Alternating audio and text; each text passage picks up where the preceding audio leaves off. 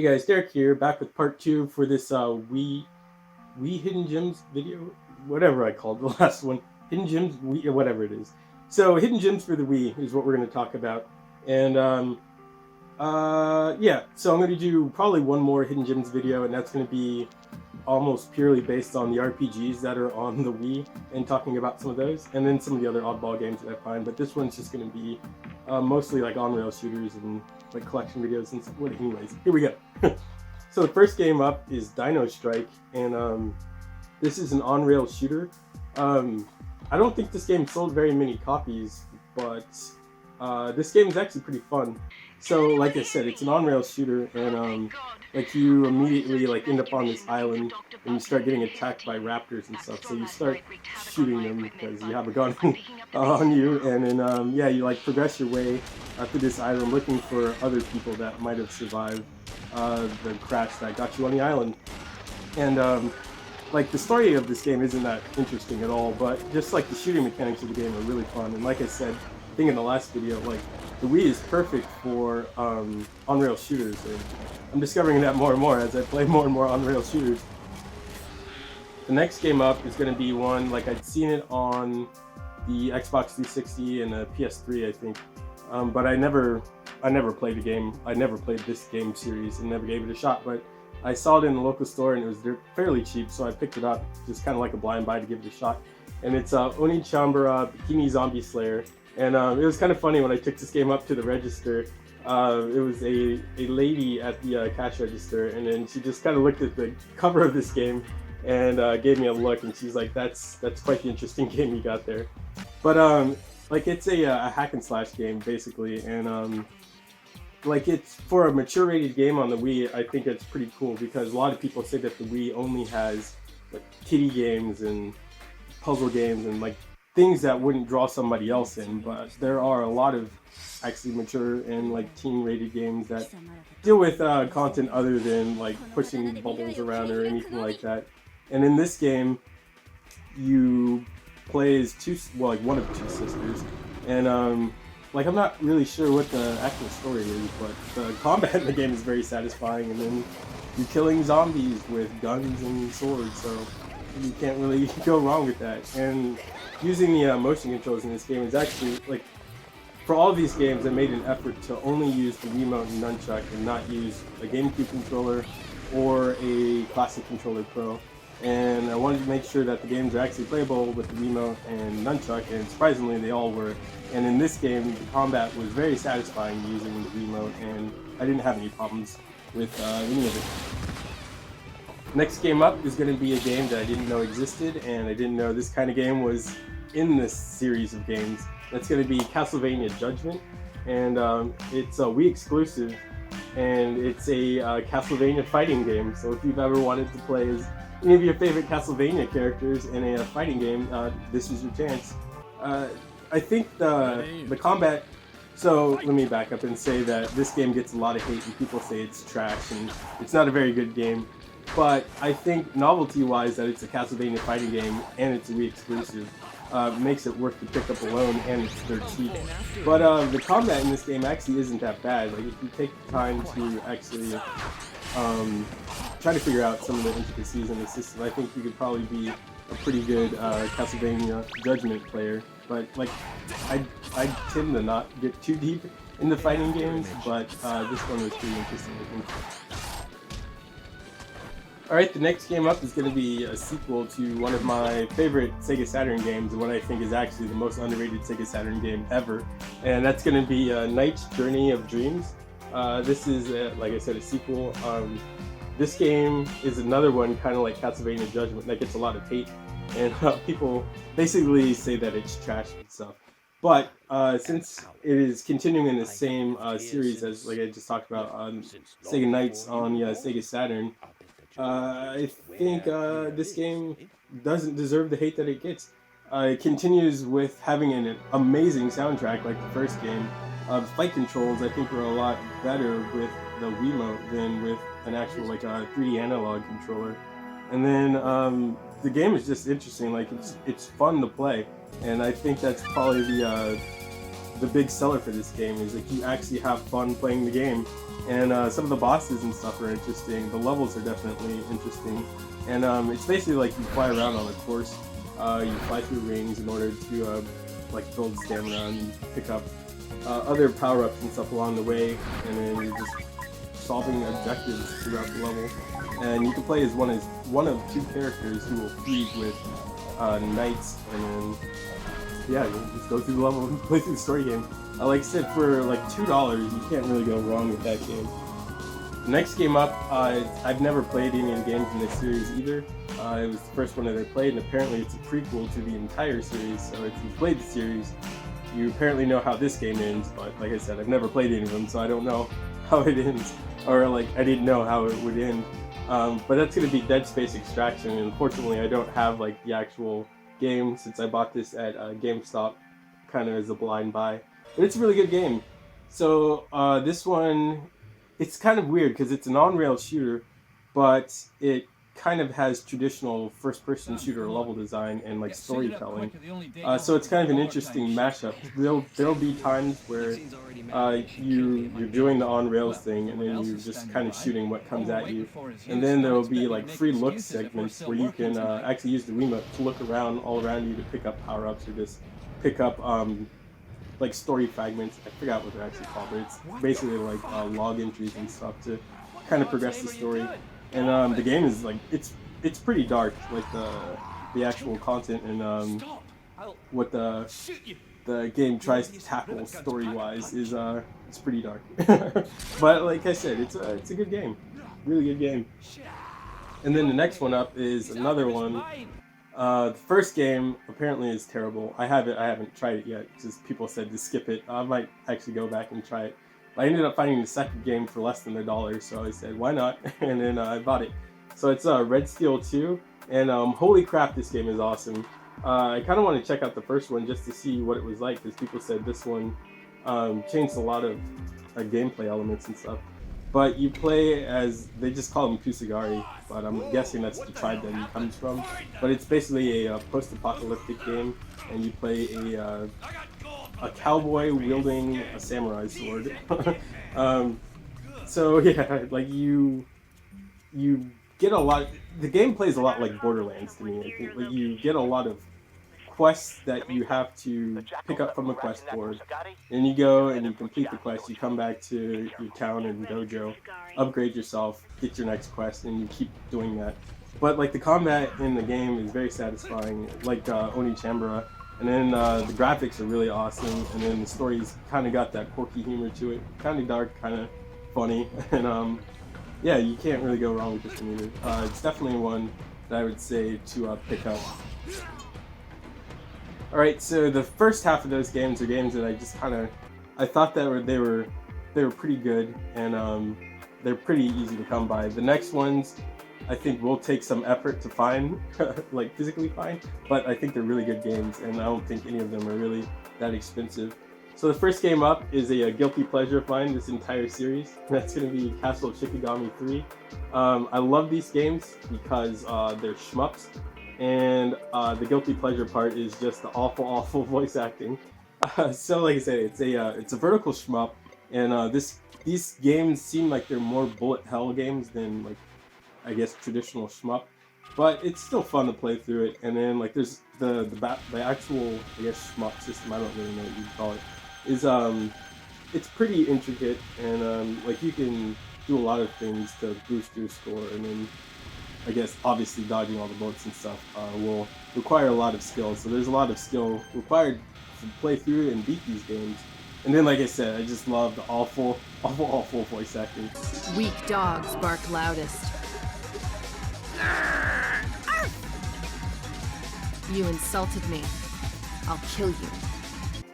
Okay, the next game up is going to be another collection of arcade games, much like the Data East collection in the first video that I did.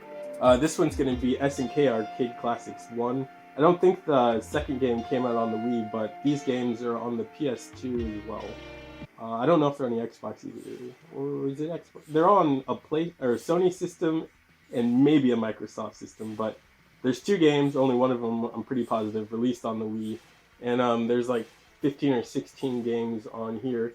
The notable games on here are probably like World Heroes, Metal Slug, Samurai Showdown was on here, Fatal Fury, King of Fighters, and then like some of the oddball games on here that I played through and I kind of liked were Magician Lord, where this game is kind of like a traditional arcade platformer, I guess. You play as a magician, so I love the setting. Like I said, RPG type settings in arcade games were my thing back in the day, and it's like a side-scrolling beat 'em up platformer type game where you shoot like magical abilities out at enemies and stuff.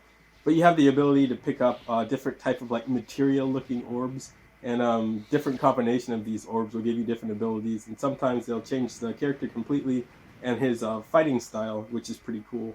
The next game up that I played was Last Resort, which was a side-scrolling shmup. The game looks really good. The play is really good. It's not that hard, and it's not like a bullet hell type game. But it can be tough. It can be pretty tough. After that one, I think I played Burning Fight. I'm trying to remember the order that I played them in. Yeah, I played Burning Fight, which was a side-scrolling beat 'em up. And if you like the Final Fight series, Burning Fight basically plays the exact same way. And then the last game I played was Top Fighter. Was it Top Hunter? And this game, like, I can't really describe it other than it being like the quintessential like arcade side-scrolling beat 'em up.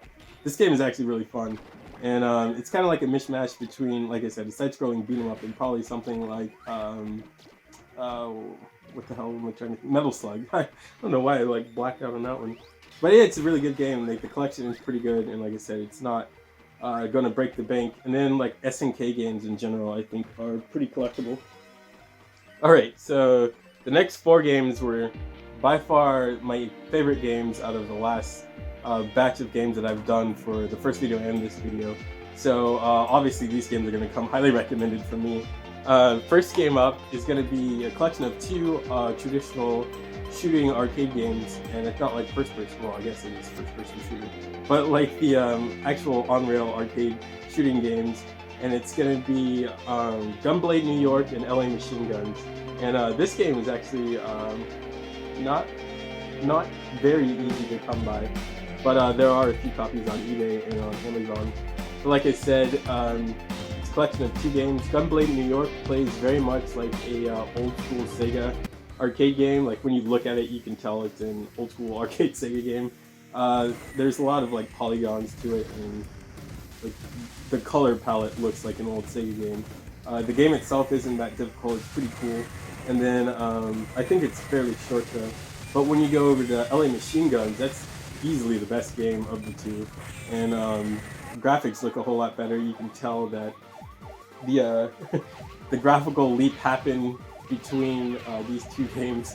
And then the color palette, it seemed a little bit dark. I don't know if that was just the way that it came across in the recording, but it definitely seemed darker than Gunblade New York. But the gameplay was a lot funner. There's a lot more levels to play through, and then the difficulty is a little bit harder than Gunblade New York, I think. But yeah, like I said, highly recommended from me. Alright, the next game up. So like, I think I've said this a million times in my videos, but I absolutely love like obscure quirky games, and the quirkier the game, the better in my book. And this game is definitely quirky. I don't know if it released on any other system besides the Wii. I want to say there's a PS2 version, but I'm not 100% positive. But it's definitely on the Wii, and that's Domino Rally. And this game is so Japanese, I think. Yeah, it's just incredibly Japanese. So in this game, I'm not sure if they ever say what the guy's name is, or if they did, I wasn't paying attention. But you basically race through a level and you solve puzzles while you're doing it. So you have your character who has the ability to lay domino pieces in front of him, and like most times you can choose a direction that you want to lay the dominoes in, and your goal is basically to get from the start point to whatever your objective is. It's like in the very first level, your objective is to get a balloon out of a tree for a little kid. So you have to get from where you are to the tree with the balloon in it. And yeah, like I said, there's just a bunch of ways that you can get there. The music in this game is incredible. Like I've played a lot of the levels just to keep listening to the music, honestly. And if I can actually find a way to just get the music, I'd probably just put that on my phone and listen to it. Yeah, like the music is awesome. The humor in this game is just so off the wall. Like it is. If you like anime type humor, you'll probably like this one.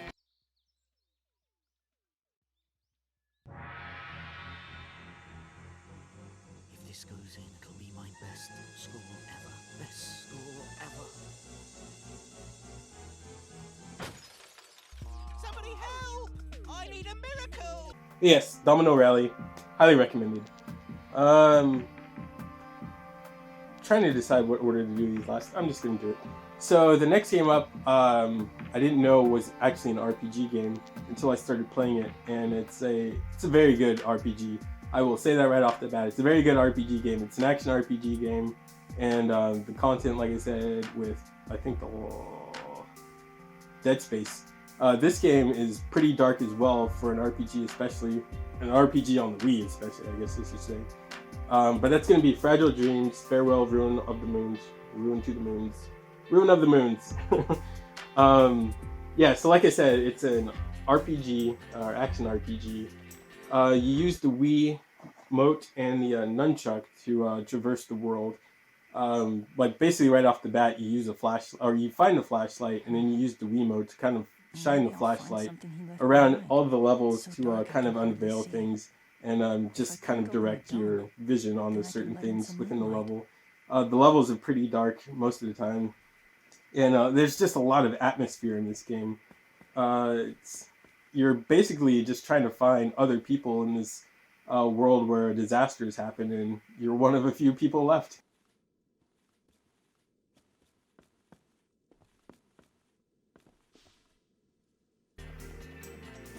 Alright, and then the very last game probably is my favorite game on the Wii so far, and it's what I probably think is the quintessential Wii game. There's actually a sequel to this game that had more levels added to it, more different costumes and stuff you can unlock, and then just more content in general. But it's going to be Corran Marble Mania, and like this game just came out of nowhere. I actually ended up finding it at a local GameStop, or not GameStop, my local game store. For a fairly cheap price, and like I said in the last video, I think, if you run across a Hudson Soft game, pick it up. So I followed my own advice, and I ran across a few Hudson Soft games, and I picked them up, and this was one of them. And basically, if you ever played like an old game called Labyrinth, it was like an like a wooden box that had mazes and stuff built into it, and you take a ball bearing, put it in the maze, and then you just kind of like manually move the box around trying to get this ball bearing through the maze and into a hole. This is essentially the same thing, but in video game form. So like the levels start off pretty easy. You just get the ball, you pick up orange gems, and you have to pick up all the orange gems in the level in order to move on to the next level. And then sometimes, well, I think all of the levels actually have green gems that you can pick up too, and the green gems are a lot harder to get than the orange ones. And if you pick up all the green gems, then you'll unlock even cooler stuff. So there's a lot here, I guess, for like casual players and for hardcore players that want to play it. The music, this isn't another one. This is another game where I love the music. And like as you beat the levels, you unlock different marbles that you can roll around the levels. And my favorite one so far is the penguin. I just absolutely love it. And yeah, like this game, it's a really good game, guys. Like, if I could recommend any game on the Wii, I would say Corran Marble Mania is the one to at least play through and buy. So that's part 2 of this Wii Hidden Gems video. Part 2 of the Wii Hidden Gems. I don't know why that sounds so weird to me, but it's part 2 of this video. Like I said, I'll do one more Hidden Gems video. Then, like I think I'm going to do one hard to find, rare, uncommon video just showing the games that I think are going to be hard to find, or that are hard to find now, and then like some games that I think in the future will be hard to find.